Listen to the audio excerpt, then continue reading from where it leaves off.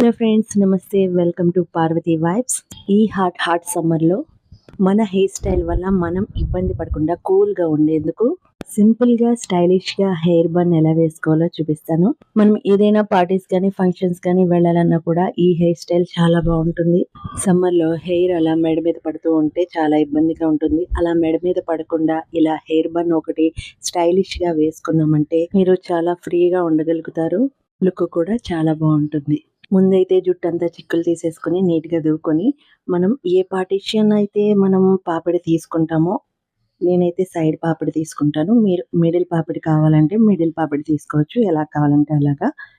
అలా తీసుకొని మనం ఇలా జడని అల్లుకోవాలి.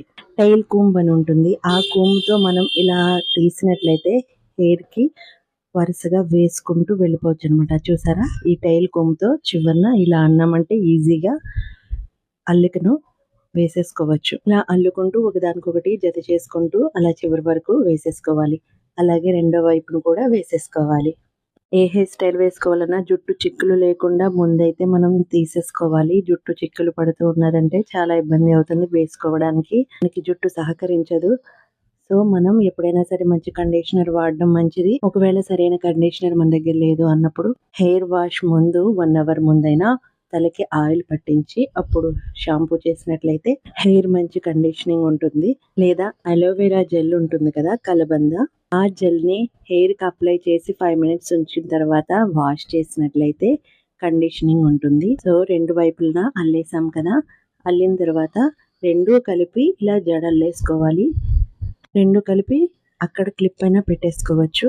నేనైతే మధ్యలో ఇలా హెయిర్ కొంచెం తీసేసి దాన్ని పైనకి ముడి పెట్టేసి దాని కింద నుంచి రెండు వెళ్తాయి అన్నమాట. అక్కడ జడలుతాను, అంటే హెయిర్ పైకి ఉంటుంది, ఆ జడ అనేది లోపలికి వెళ్ళిపోతుంది. ఇలా పెట్టడం వల్ల ఏంటంటే పైనుంచి నీట్గా కనిపిస్తుంది అనమాట. ఇదిగో ఇంకా టైట్గా ఉండడం కోసం నేను క్లిప్లు కూడా పెట్టేశాను. సో ఇలా హెయిర్ స్టైల్ వేసుకున్నప్పుడు ఎప్పుడైనా మనం ఇలా లీవ్ చేసేసుకోవచ్చు సమ్మర్ కానప్పుడు. ఇప్పుడు ఈ సమ్మర్లో మనం ఏం చేయాలంటే జుట్టు అంతా పైకి పెట్టేయాలి కాబట్టి దీనంతటినీ కలిపి ఒక పెద్ద క్లిప్ పెట్టేసుకోవచ్చు, లేదా రబ్బర్ బ్యాండ్ అయినా పెట్టుకోవచ్చు. నేనైతే బనానా క్లిప్ ఉంటుంది, అది పెడుతున్నాను. అది చాలా టైట్గా ఉంటుంది అనమాట.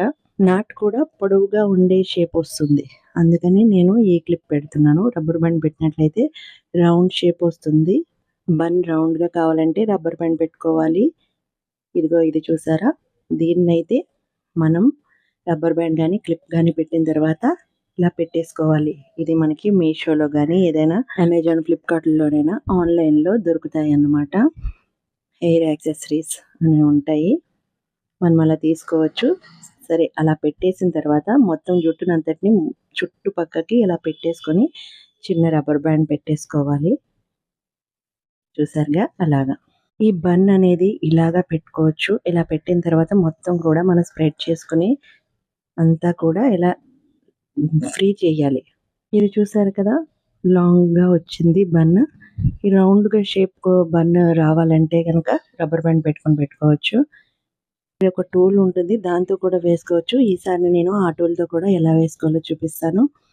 ఇప్పుడు రెండు పాయలుగా తీసేసుకోవాలి. హెయిర్ రెండుగా సెపరేట్ చేసేసుకొని ఒక సైడు జడల్లుకోవడం కానీ ఇలా రెండు పాయలతో ఇలా చుట్టేసుకోవడం కానీ చేసుకోవాలి. రెండు సైడ్లు కూడా అలా చేసుకున్న తర్వాత జుట్టుకు ఆ బన్ను చుట్టూ కూడా చుట్టేసేయాలి. మనం అప్పుడు చిన్న అల్లికనైనా అల్లుకోవచ్చు, లేకపోతే రెండు పాయలతో ఇలాగా ట్విస్ట్ చేసి తాడులాగా పెనేసి అనన్నా పెట్టేయచ్చు.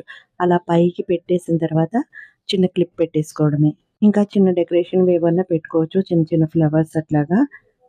ఇదైతే ముడి పిన్నుతో కలిసి ఉంటుంది ఈ ఫ్లవర్. సో నేను అలా పిన్ని దానికి అటాచ్ చేసి పెట్టేస్తున్నాను, గట్టిగా ఉంటుంది. సో అదన్నమాట ఈజీ హెయిర్ బన్. ఎంత ఈజీగా అయిపోయిందో కదా. ఈ హెయిర్ బన్ చుట్టూ మనం ఇలాంటివి ఏమన్నా కూడా పెట్టుకోవచ్చు, ఇంకా ఎక్కువగా కనిపిస్తుంది. చుట్టూ ఏదైనా డెకరేషన్ పెరల్స్ అని అట్లా ఏమన్నా పెట్టచ్చు. నేను సింపుల్ గానే చెప్తున్నాను కదా, సింపుల్ గా ఎలా వేసుకోవాలో చూపించేశాను. ఎలా ఉంది ఫ్రెండ్స్? వీడియో నచ్చితే లైక్ చేయండి. Please subscribe my channel Parvati vibes.